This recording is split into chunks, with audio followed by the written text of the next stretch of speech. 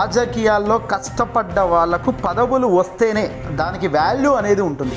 కానీ ఏళ్ల నుంచి కష్టపడ్డప్పటికీ కొన్ని సందర్భాల్లో సమీకరణలు సెట్ కావడం లేదని ఇంకో కారణం చెబుతూ వాళ్ళని పక్కన పెడితే అదే మొదటికే మోసం వస్తుంది. ఇప్పుడు ఆంధ్రప్రదేశ్లో కూటమికి సంబంధించిన అధికారంలోకి వచ్చిన సంగతి తెలిసిందే. వైసీపీని దారుణంగా ఓడించిన కూటమి జతగట్టి అల్టిమేట్గా బీజేపీ, జనసేన, టీడీపీ 3 పార్టీలు జతగట్టి కూటమయ్యారు. ఇక ఈ కూటమి అలయన్స్ ప్రస్తుతం ఆంధ్రప్రదేశ్లో ప్రభుత్వం ఏర్పడింది. మంత్రులుగా ఎవరెవరికి ఏ శాఖ అనేది కూడా ఈ రోజుతో వాళ్ళు బయట పెట్టడం జరిగింది. అయితే తాజాగా రాష్ట్ర రాజకీయాల్లో గోరంట్ల బుచ్చయ్య చౌదరి సీనియర్ మోస్ట్ నాయకుడు అని చెప్పవచ్చు. అంతెందుకు, చంద్రబాబు నాయుడు గారి రాజకీయ చరిత్ర ఏంటో ఇదిగో ఈ బుచ్చయ్య చౌదరి కూడా ఆయనతో పాటు సమానులు. 1983 నుంచి వరుస ఎన్నికల్లో ఎమ్మెల్యేగా విజయం సాధిస్తూనే ఉన్నారు గోరంట్ల బుచ్చయ్య చౌదరి గారు. కానీ మంత్రి పదవి తీరని కలగానే మిగిలిపోతుంది ఆయనకు. 2019 ఎన్నికల్లో జగన్ ప్రభంజనానికి కూడా తట్టుకొని మరి ఆయన ఎమ్మెల్యేగా విజయం సాధించారు. ఇటీవల జరిగిన ఎన్నికల్లో రాజమండ్రి రూరల్ నుంచి పోటీ చేసి 50,000కు పైగా మెజార్టీతో మొదట ఫలితం ఇదిగో గోరంట్ల బుచ్చయ్య చౌదరిదే ప్రారంభమైంది. ఆ రోజు ఫలితాల రోజు కూడా మొదటి ఫలితమే బ్లాక్ బస్టర్ హిట్ కొట్టిన వ్యక్తి గోరంట్ల గారు.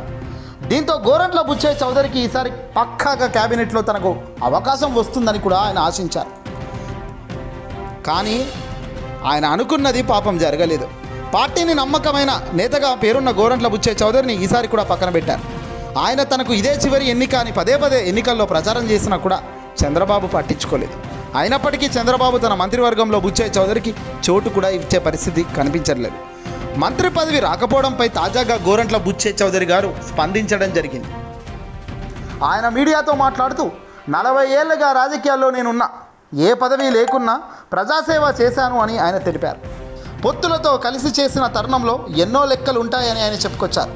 అయితే తాను మంత్రి పదవి ఆశించానని, ఇవ్వడం ఇవ్వకపోవడం వాళ్ళ ఇష్టం అన్నారు. మంత్రి పదవి రానందుకు తనకు ఏమీ బాధ లేదని చెప్పుకొచ్చారు.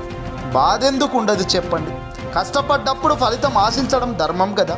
మరి ఆ ధర్మమే పాటించని వ్యక్తి చంద్రబాబు నాయుడు గారు.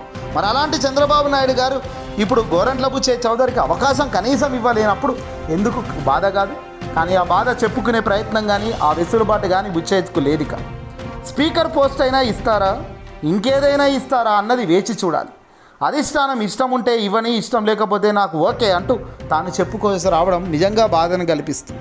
ఏళ్ళకేళ్లకు కష్టపడడం ఒక ఎత్తు అయితే పార్టీలో గెలుపోవటములు సహజమని మంచున్నప్పుడుగా గట్టిగానే, చెడున్నప్పుడు గట్టిగానే నిలబడ్డ వ్యక్తుల్లో గోరంట్ల బుచ్చయ్య చౌదరి ఒకరు. అందులో సీనియర్ మోస్ట్ లీడర్ అని చెప్పొచ్చు. రాజకీయ నాయకత్వంలో తాను చంద్రబాబుతో మొదటి నుంచి ఎన్టీ రామారావు గారి గద్దె దించినప్పటి నుంచి గోరంట్ల గారు ఎప్పుడైతే టీడీపీలోకి వచ్చాడో అప్పటి నుంచి కూడా పార్టీ మారకుండా క్రమశిక్షణగా చంద్రబాబుకు జై కొడుతూనే ఉన్నారు. ఇక చచ్చేదాకా జై కొట్టండి అంటున్నారు వైసీపీ నాయకులు. ఏదేమైనా ఈ వీడియోని అసలు లైక్ కొట్టి షేర్ చేయండి.